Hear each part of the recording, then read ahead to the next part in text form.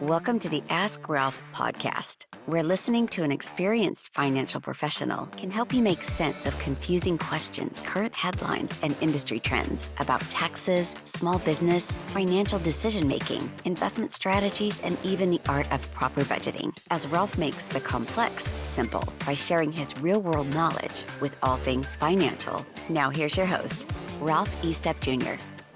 I'd like to welcome Brandon Steiner to the Ask Ralph program today. Brandon, thanks for joining us. Well, it's a pleasure. Right here in the heart of New York City, people smoking weed, people getting robbed, people doing business, people making money. So I feel like we're right in the middle of it. So why not get right in the middle of it with you? Cool. So let's jump right into it then. So can you share a little bit about your background and how you got started in the sports memorabilia industry? I mean, I'd love to tell you a sexy story about how this all happened, but I think most really important, monumental things happen a lot of times by accident. Just from working hard and just trying to figure out how to take something you're already doing and making it better.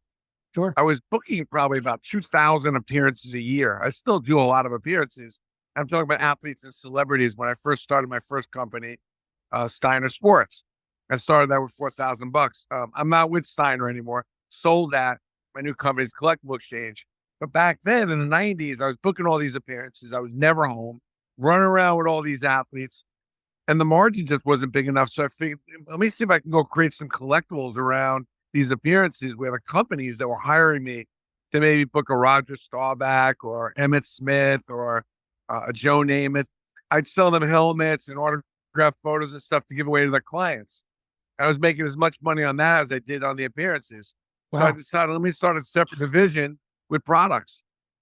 And that's really what kind of kicked in. I never thought I was going to be in a memorabilia world that I'm in now. I just thought it was going to be an adjunct to my sports marketing of athletes that I was doing, repping players and repping companies to find players to help them grow their business. I still do that to this day. And what's crazy is the leader to maybe getting somebody to use my talent is the fact that I get them these cool photos or footballs or baseballs to give to clients or to give to different potential business people. And the stuff does work. I didn't think I was going to become a household name in the collectible business, frankly, but you never know. But my intent initially was just to make a little bit more money, expand what I was doing. So my question for you then, was you jumped right into it, was what were the challenges you faced? What were you up against getting into that in a new market for yourself? Everything. I mean, first of all, just staying in business long enough to see if it could work is always a challenge. I always tell people, sometimes waking up in the morning is a challenge. It You know what I can mean? be. So because when you get into that business, cash flow at the beginning, especially I started with very few dollars. Cash flow is a big challenge. You got money on the street. And then that's on the appearances, because the companies would pay 30 days, 60 days. The athletes want to get paid right away. Then you now got to lay out money for inventory. You got to buy the baseballs. You got to buy the helmets and footballs. So all of a sudden I had to outlay money. So I took $10,000 out of the bank. So I'd have a bunch of inventory to get signed when people would ask for it, along with these appearances. I mean, there's so many challenges, particularly now when you get into the inventory, you need an inventory system. You need somebody to kind of manage and ship the inventory out, because it's a whole bunch of widgets. And, I'm busy booking players, picking them up, taking them. I need somebody to go ship those helmets, somebody to make sure that the stuff is authenticated and all that. So, I mean, I think when you get into the entrepreneurial aspects, I don't think anything's that complicated. The brilliance is in the basics and the fundamentals. And what's most importantly is, the consistency of it, and really not neglecting those basics and fundamentals, which is what ultimately will help you build your brand. But Sure. when you start juggling, and this is where entrepreneurs get crazy, either they risk or they don't have the cash flow, or you're wearing a bunch of hats. One day you're shipping stuff, next day you're driving some big name athlete, then you're trying to collect money.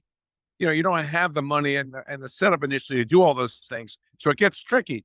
But great entrepreneurs, one thing that they have in common is that they don't mind the mess and they don't mind the discombobulation. Great entrepreneurs figure it out. You have that figure it out gene. So if you're not one of those people who like to figure it out and take chaos, clean your closet that's a mess and turn it into something that's perfectly in order, then it's probably not going to be for you. That makes sense. So how did you approach building the partnerships with these professional athletes? What was your way you got into that connection? I think that's a great question. And I think that one of the things that gets lost in today's business is the word value. Value is what you can do for someone they can't do for themselves. I think when somebody runs into a big account, in my case, running into a big name athlete, the first thing you think of is, wow, what can I get from this? I can write this big order. I can make a lot of money. But the first thing that I think of is, what value can I provide this person? I don't worry about the money. I don't worry about what I can get. I worry about what I can give. Sure. And the bigger the opportunity, the more bigger that my mind's thinking about, what can I give? What can I do for these people, for this person, for this account that they can't do for themselves? So they'll want to keep me around long enough. And then if I do it, they'll probably want to use me for the expertise and service that I'm going to provide. It's not an easy tactic to take, but when you think about it, if you're really trying to get into difficult accounts or deal with high profile people, it's the only avenue I can think of, and it's worked really well for me. And it's a much better feeling to initiate a relationship where you're doing something for someone first before you're asking them to do something back. Absolutely. And I say to all my clients, it's all about building relationships. And it sounds like you would agree with me 100%. Well, I think building relationships are critical, but initiating relationships are harder. Sure. You know what I mean? You have to have a relationship in order to build it. And when I talk about the value proposition, about what you can give, what you can do, how you can serve, how you can solve, that's how you initiate a relationship. Doesn't mean you're going to have one. And then you build off of it by doing what you say, going the extra distance, caring about the little things. I mean, all those are really basic one-on-one tactics. But the hard part is when you initiate, there's a give before you get. Sure. Most people are Absolutely. immediately thinking, if I give, what am I getting back here? I'm thinking, if I give, what more can I give? And that's where it separates the children from the adults, in my opinion. So you've worked with a lot of high profile athletes. Do you have any memorable stories or experiences that stand out that you want to share? How much time do you have? Oh, we've got Um, plenty of time. No, I just well, imagine that's I'll give you one great yeah. example actually that has been it's been really relevant to me. And the name of this story is, there's no such thing as a big game. When people tell me I got a big sale, I got a big meeting, the first thing that comes to mind is that person has got mediocre all over them. I'm sitting at Tampa Stadium in spring training in the middle of March. I had an appearance with Mariano Rivera, the great closer on the Yankees, after the game. In the fourth inning, like, completely, he comes down, sits next to me. Our appearance was after the game. So I turned to him and said, "What are you doing here? I thought we were going to meet after the game." He says, "I went to Joe and I asked him to pitch early so we can leave early." I said, you didn't pitch? He goes, "No, I pitched the last inning. I had gone up and gotten a pretzel. So I wasn't paying attention." He goes, "It's just a spring training game. Third inning. Who cares? It's Tampa."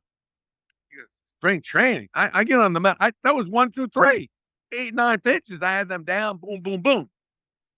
I said, "Yeah, but it's Tampa. Who cares? Spring training game in March." He goes, "Brandon, when I get on the mound in March, April, game 7, bottom of the ninth, World Series, I never alter anything. The way I just pitched is the same way I pitched in the World Series, game 7, bottom of the ninth." And what happens is, by thinking like this and preparing myself, which I did today, when I get into whatever situation, I have to alter nothing. I have the same mindset, the same focus, and nothing changes.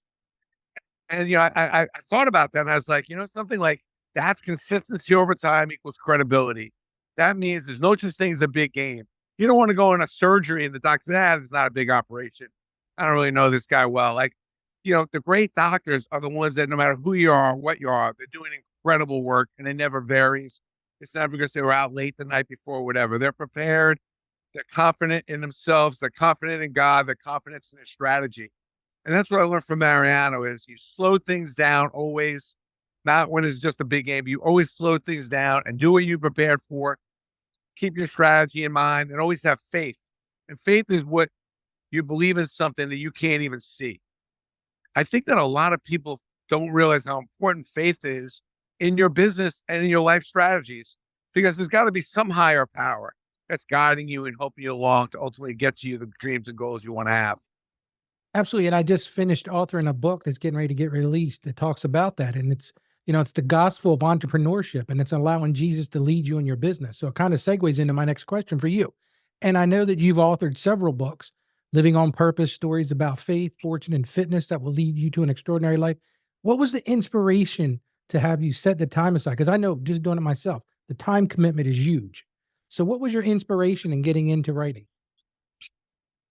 Well, I mean, I think sometimes this gets my own head straight. I'm in the middle of writing a fourth book, which is a completely different subject matter. But I think sometimes writing it, and I feel like I've had a lot of amazing blessings of people that have been able to show me. I do believe that people have been placed on this planet. If your eyes are wide open, your arms are open, you're going to run into people that are here to guide you and help you and do extraordinary things. So, you know, I think the common denominator here is enthusiasm. The root word to enthusiasm is enthusios, and that means to be with God. So when you really want to be a great entrepreneur, or you want to take your business to another level, one of the key ingredients you want to start is with enthusiasm. Sure. That comes with curiosity, that comes with faith, and obviously to be with God. So the last book I wrote, Living on Purpose, was, I kind of hit 50 and I was like, I don't know, man, this is not feeling complete for me. I'm not feeling like, I've done really well. I've had a lot of success on the radar. I think pretty much the best at what I do. I mean, I don't know if there's anybody better than me. I take a lot of pride in being not good, not extraordinary, but being that guy that could do some things that no one else could do. That's what I always wanted to be. I don't want to be successful. I don't want to be extraordinary. Oh, that guy was really good. I want to be, there's nobody who's done what that guy's done. Nobody can do what that guy does. That one doctor, nobody can do what he does. The lawyer, nobody can get you out of a case. Nobody can get you out, no, that guy. And it takes a tremendous level of commitment, but it also takes a tremendous amount of curiosity and enthusiasm. And if you underline that with a little bit of common sense, which is putting yourself in a common person's shoes and understanding how other people are thinking, so you can take your experience and knowledge and apply it to what's really going on, not only what's going on in your head. That's what a lot of entrepreneurs struggle is. Like, they've got a good idea, their head's rolling, their mind's racing, they're energized, they're going for it, but you don't really, because we always talk about understand your customer, know your Absolutely. customer is, but you got to get inside your customer's head. You got to feel what they're feeling, know what they know, see what they see, and completely get out of your own head to do it. So you don't get biased or don't get opinionated, but you can see where people are really coming from. And then, and only then, can you see the white space? Can you see the direction to go? And it's like a hole, when you're running, like a running back going through a hole that he could fit a truck through. Yeah, like Emmett Smith when he used to tear up the defenses, right? Exactly. So my next question for you, and I mentioned this in my book, and I want to talk to you about it, and is how did you manage that personal life and work life balance? What did you learn about how to handle that? Well, it's a big part of the third book. And I tell people, look, it ain't easy. First of all, stop trying to get work-life balance. Doesn't exist, especially when you want to be extraordinary and really good at something. But respect life balance. Respect the other pillars. Don't be a 10 at business and then a 3 or 4 and a dad, 4 or 5 and a husband, and 5 or 6 as a friend. That's not a successful person to me. So, you got to make sure you respect. We need friendships are really important, the good ones. Your marriage, your partnership, it's important. You can't just wing it. You got to work at that like the same way you're trying to be really successful in business. And you can't just balance it, but you can't ignore it. So like I always tell people, like, wow, you made a lot of money. You're really good at your business. When's the last time you read a book about parenting? When's the last time you read a book about being a better husband or wife? Oh, well, never. Well, you go to trade shows to learn how to be a better business person.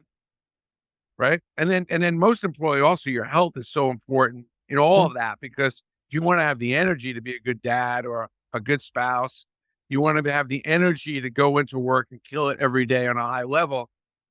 Eating well and exercising is important, and it's different for everyone. The important thing is, like, some people work out every day. I try to do cardio every day for my own mental health sanity, because my ADHD and everything else, I'm just got to do cardio. Sure. But doing nothing and thinking you're going to do it down the road once you make a whole bunch of money is foolish. You do more good, which leads you to doing more well. Do more good for yourself. Do more good for the most important relationships around you. It'll lead you to doing more well. If you try to balance it out, I don't know. I mean, I find somebody who's got great work-life balance, and it's like looking at them is like watching paint dry. I mean, like seriously. Just Oh, I boring. wake up at 8. I go to work at 9. I come home at 5. I feed I feed my cat at 6. Like, something like that's just I don't know. That's just not me, and And I don't think it has it's to not be. realistic for the entrepreneur either, I don't think. I just don't think that No, exists. no, no, no, not at all. So one of the things you Not brought at up all. while we were chatting there, I know you do a lot of work with charities. What inspires you to do work with charities, and what are the big ones that you work with? Well, it's funny the way you asked that question. I have to question the question. First of all, helping people is not a burden. I don't need to be inspired. The reason why I'm on this planet, a good amount of the reason why I'm on this planet is to help others. So, Absolutely. helping people is not a burden. It's an opportunity that will lead you to share joy. So the fact that the work that I do, the good work that I try to do to help others gives me tremendous joy besides the obvious of helping others. I mean, there's only 2 reasons to be on the planet. And one of the amazing things is that we're even born on this planet. And if we're born on the right side of this planet, think about how lucky we are. But Oh, more amen. importantly, helping people is like 50% of the reasons why we're on this earth, not just to fill your pocket and you have this incredible life, but to help other people have a good life or a safe life or a better life. And then the other reason we're here is to grow. I always say happiness. You want to be happy? Grow and increase your gratitude. Happiness resides right on the cross section of growth and gratitude. That's where it lives, right there. If you're not growing and you don't have a high level of consistent gratitude, you're probably freaking miserable. Yeah. I'm telling you, probably not that happy. I mean, I'm not saying for sure, but there's a good chance. Yeah, and I've noticed in my own life dealing with some high level high income people, they're some of the most miserable people you'll ever meet. And I think you get to a point, like I got to it when I hit 50. And it's like where money's great and all, but it doesn't fill the tank as much. And I think that's what I hear you saying is that there's other things that fill your tank at this point in your life. Well, it's not that there are only other things, but you got to remember why we're here. Right. I mean, we're not here just to make a ton of money so we live in a great house and have cars and everything. Money we talk about always won't buy you happiness, blah, blah, blah, but it will decrease your unhappiness. Well, And that's money true. does serve a purpose. Sure. There's a good reason why you should go and make a lot of money. It's the capitalistic way. I'm not against it. I'm not against money grabbing. I'm not against doing some things just because it made me a lot of money. But what I'm not going to do is do that full time over a long length of time without doing good, without doing community work. I would say my company's not a collectible company, Collectible Exchange. Collectible Exchange is a community company. Everything we do, always a part of it has a community connection, something where we're helping either a charity with an athlete, a charity locally, using the influences of all these big name athletes to do more than just make money. Are And you it works out fine. I make plenty of money, but also I do make plenty of good. I make some people happier by giving them the influence and the connection that they may not have themselves. Do you find it more difficult to attract those athletes now? Do they seem to be more self-centered, or do you still have the ability to connect those athletes to these different ventures you're working in? I think that the athletes have been incredibly difficult since day one for 40 years. There's a reason where all the hair on the top of his head went. I mean, make no mistake, you get into a good amount of businesses, not just mine. I mean, if you're going in and you think you're going to avoid difficulty, like you got to get good at difficulty. You got to be good at dealing with people that are difficult because many industries are going to present a lot of difficulty, almost regardless of the industry you're going in. But again, if you are really, really blitzing with value, I'm not calling up athletes to say what I'm going to do this. How can I help you? Is my first line, and I have value always when I call these players of what I think I could do for them. I'm always going to go above and beyond with the value card of what I could do, what the best possible scenario of what I think I could do for them, even though sometimes what I'm offering them doesn't even necessarily help me. Right. But that's how I get relationships initiated. But when you do that, you got to back it up. You got to stand tall and do the stuff you say, even though you're not filling your pockets up at the moment. But over the time, if you're playing the long game, which is not always easy, things come around because most people don't want a one-way street relationship, and you're doing a lot for them. They want to return, they want to reciprocate, and you find a way to work it out between the two. Sure, that makes sense. Now, you've been in the industry for a while. What have you seen in the way of technology that you've had to adapt to, and what has that been a challenge? Well, I mean, the one thing is that athletes, particularly with athletes, celebrities, I mean, people are very enamored by their Instagrams and their number of likes and all that. They feel like they don't need an athlete almost many times even to show up as long as they want to do a post. Really? So celebrities can influence a customer base by never leaving their apartment, which is really good for them. You know, back when I first started, you had to show up somewhere, hope that the media showed up, or you did a store or something where a lot of people showed. You had to go to a whole bunch of news stations and get them interviewed. So that part's a lot easier and you can make a lot more money in a lot shorter period of time. But you got to remember the athletes now also are a lot smarter. Besides making a lot more money, they want inclusion. They don't want to just sign up for anything. They want ownership or they want to know more about the company that they're messing around with. I think that the athletes now, as opposed to back in the 80s and 90s, are a lot more media trained, and they also know the responsibilities and the accountabilities that come with being a celebrity. I think it's critical for all of us to know that whatever business and industries we're in, it comes with responsibilities and accountabilities. The sooner you take on that, the probably faster you realize you're on the road to maybe doing something extraordinary. Unfortunately, for some people, it takes a long time. And every now and then with some athletes, they ignore it and it comes back to haunt them. But I think that athletes are just so much more savvy and smarter on the business end. And it's guys like Magic Johnson, who's like one of my idols because look what he's done on the business level. It's Oh, yeah. amazing. You see some of the business owners, you see a whole bunch of different players now that are just more than just players. They put their money to work just like other businessmen and myself have done. And set a good example for a lot of the players now to know that while they're playing, they got to invest in some businesses and set their lives up. And I'm seeing a lot more of that, which is really very, very, really cool. For me to grow in this business, see so many players fail, be broke on the street, it's really demoralizing and it's painful. And I'm seeing less of that now and a lot more athletes being trained and well groomed to their future. Do you feel like the different, the teams and all that are doing a better job of getting these athletes some guidance when they first start out so that they're not, faced with all these things coming at them from all directions? Is that one of the reasons why you think you're seeing less of that? No, No? I think the teams, there's such little loyalty now with many of the teams, frankly. But I see a lot more parental involvement. NIL will bring more parental environment.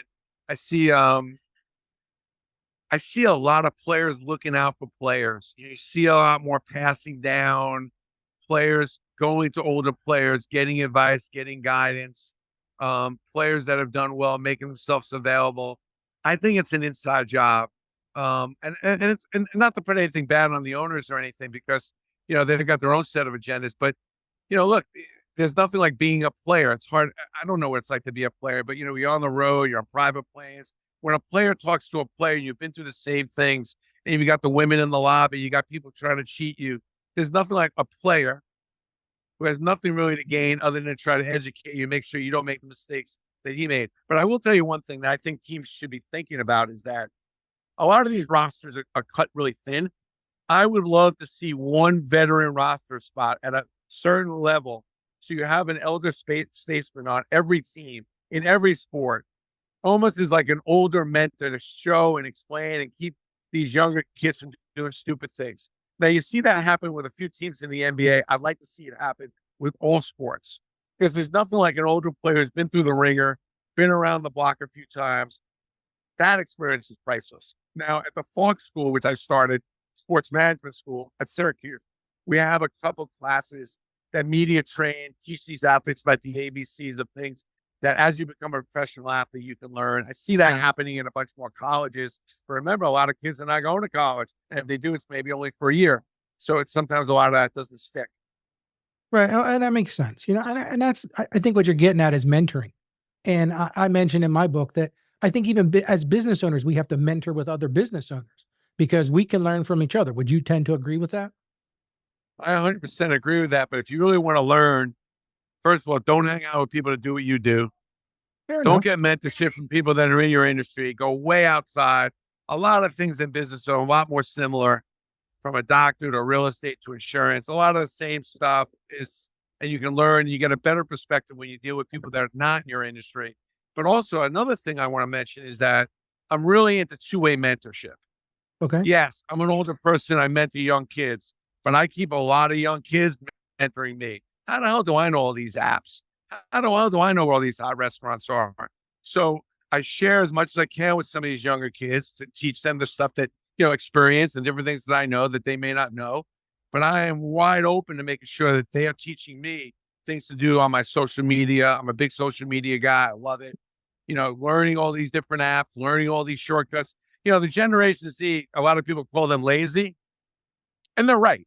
They are a little lazy. And I one of the have to agree. problems is that they're so freaking smart.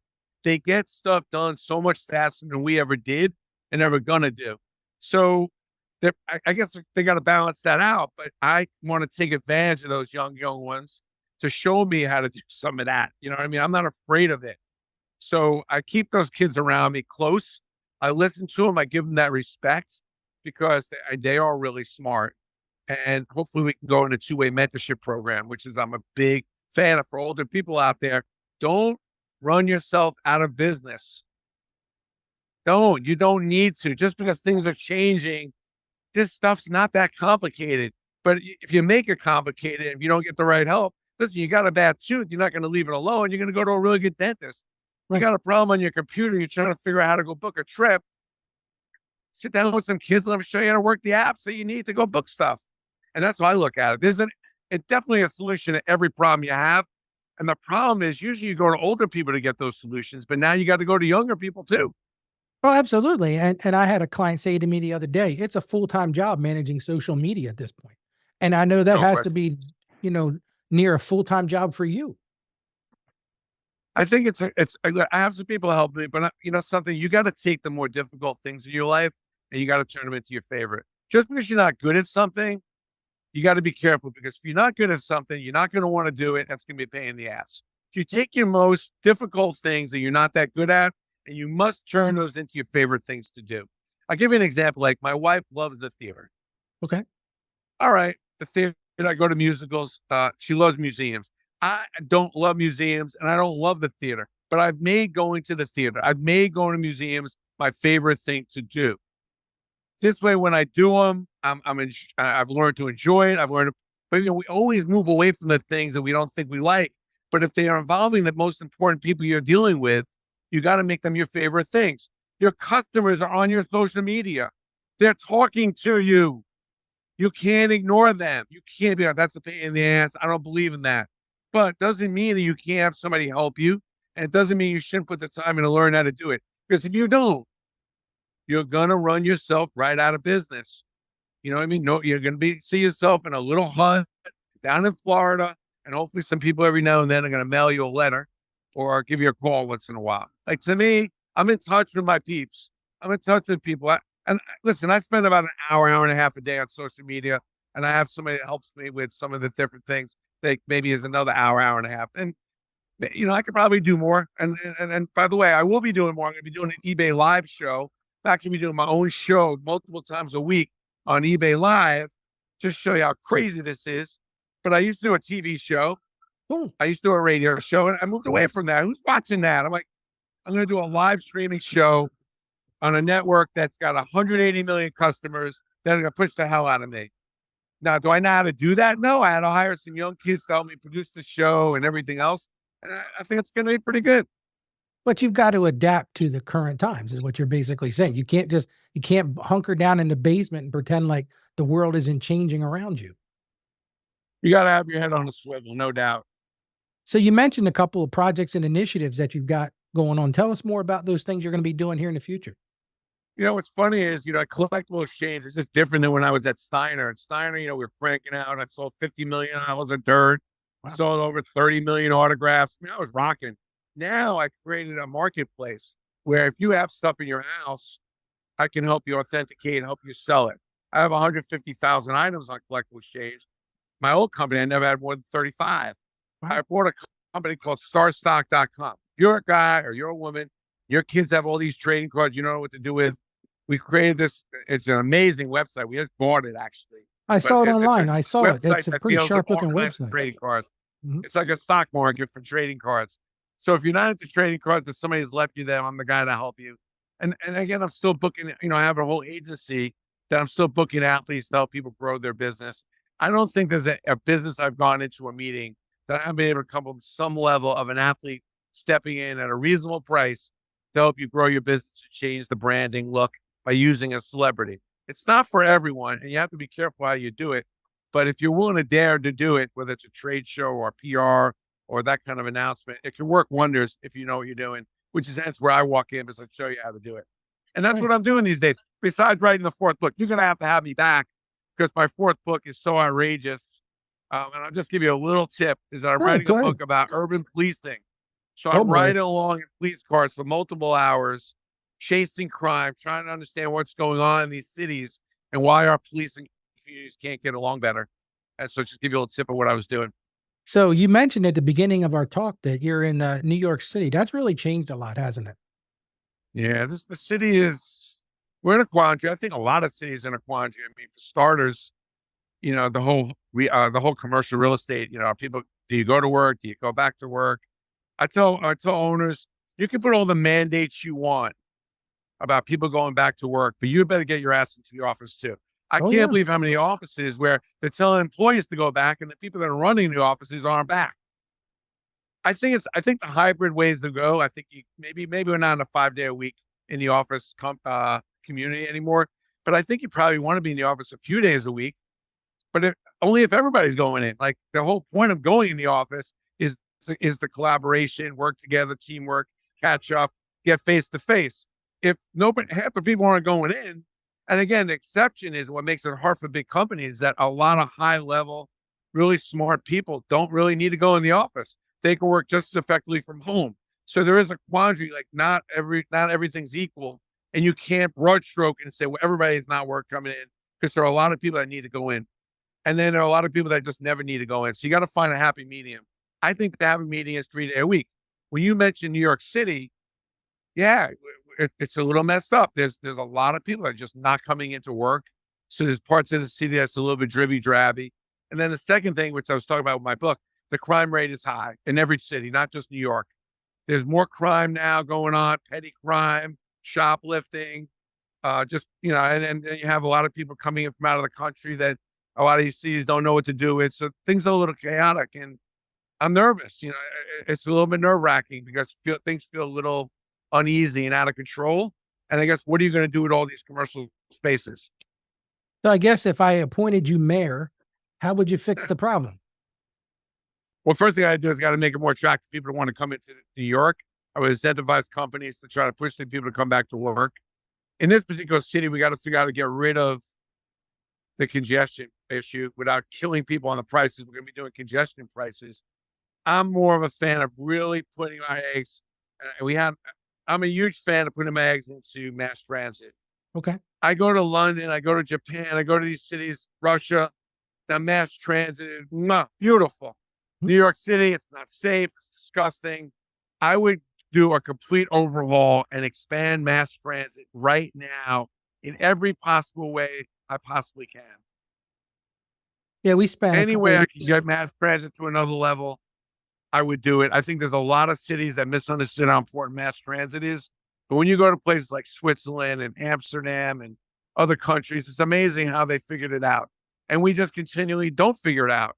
And it creates so much problem when you have this congestion, along with the crime, it's no good. And so the first thing I would do is I'd incentivize companies more to stay and have their employees go in. So the city becomes vibrant again and real estate comes back.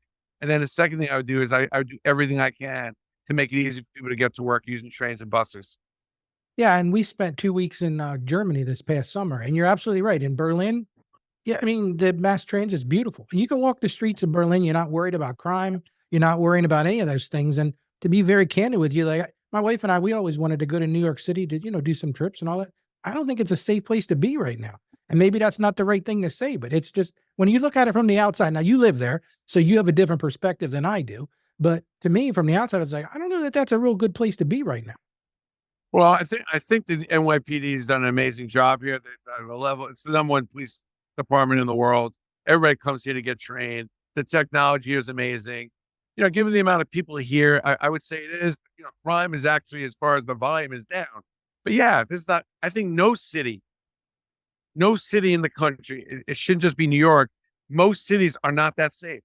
Most cities have petty crimes all over the place. Most cities, retail stores are closing because of all the petty crimes. So, we got to get our cities back stronger. We need good leadership. I don't know. It's complicated, and we've had some strong leaders in some of our cities, not only in New York before, and I'm hoping we can go find some, down the road, because it's huge. Leadership. Same thing with companies. You show me a company that's wobbly, I'll tell you that the leadership and the executive management suck. You find me a team in your favorite sport that loses all the time. I know you think it's the players, the manager. I'll show you a management team that sucks. Yeah. Why is the Baltimore Ravens in the playoffs all the time, and the 49ers and the Dodgers, the Yankees, the Red Sox? They have great management. It's management. The Which league, segue. it's not Yep. the players, it's not luck. You're losing 30 years in a row. It's management. So to wrap it up today, because I don't want to keep you too much longer. So what would you say would be the top lessons you've learned over your lifetime of working, as far as being, on your entrepreneurial journey? What's the top lessons that you can say to my listeners who are mostly business people trying to get ahead? What is the top lessons you would say to them? If you're working hard to get through so you don't have to have any difficulty, you don't want to be an entrepreneur. Get good at difficulty. Get good at being able to handle risk, because anytime you do something entrepreneurial, you're thinking about doing something and no one else is going to see it. So you got to be able to adhere to risk. And then you got to have leadership skills. You got to be able to sell people in and tell people in about something that they can't even see. If you can't get those three things, and that's a lot to ask for one person. And then the last thing is cash flow matters. Dream big, sample small, fail quick. Just because you got a big dream doesn't mean it's a good idea, but sample it. And when it sucks, you want to be a little resilient, fine, but at some point, let it go, move on to the next big dream. I've learned, even with my biggest dreams, I sample, I try it, I play it out, I get a proof of concept before I just start running my gamut and putting all kinds of money behind it. And then the last thing is, raising money is a big responsibility. I know you feel good. You got a bunch of people to invest. Like, it's the last thing I want to do is get other people's money involved in my, because when you get other people's money involved in your stuff, that's even more responsibility, accountability. Take what you dream about and making it work. Try to use your own money, your own hard labor as often as you can, and avoid raising money till you have a solid proof of concept and a really good use for the money. No, that makes sense. And I tell entrepreneurs all the time, if you think you're going to work less hours and make more money, you're insane, because you're going to work more hours. You're going to work harder, and and you're not going to make as much money when you first start. That's just the truth, isn't it? Yes, it is. Really is. Well, Brandon, I really do appreciate you being on the show today, and we definitely will have you back once the next book comes out. But how would Thank you. people? How is the best way for people to be in touch with you? What can they? What's the best way to reach you? It's simple. I speak around the country. If you have any interest in having me speak to your sales team or whatever, BrandonSteiner.com. He has all the info. I'm a big LinkedIn guy, or Facebook. Message me, follow me on either one of those. I think I'm over the limit on LinkedIn, but message me, follow me. I put out content every day, multiple times a day. Love sharing anything I'm experiencing. I just don't want to be that guy who experienced something 20 years ago. And now I'm teaching you about it. I'm putting up stuff that happened like an hour ago. Right. I'm putting up life lessons that happened a week ago. Good, bad, ugly, whatever it is. And I think that's hopefully helpful to people. Knowing what I've accomplished, knowing that I'm still sharing that, gets it real for people that are trying to know that we're all dealing with some of the same frustrations and some of the same, wow, this may work. No, absolutely. Well, thank you, Brandon. I do appreciate your time today, and we'll send you some information. You can link to our show today and put it out there to your people, and maybe they can get some value from it today as well. So thanks again. I do appreciate it. All right. Have a great day, man. Thanks for having me. Stay safe. Thank you for joining us on the Ask Ralph podcast. And with a simple click to subscribe, we'll invite you back to our next episode. And remember, financial issues don't have to be complicated. Just ask Ralph.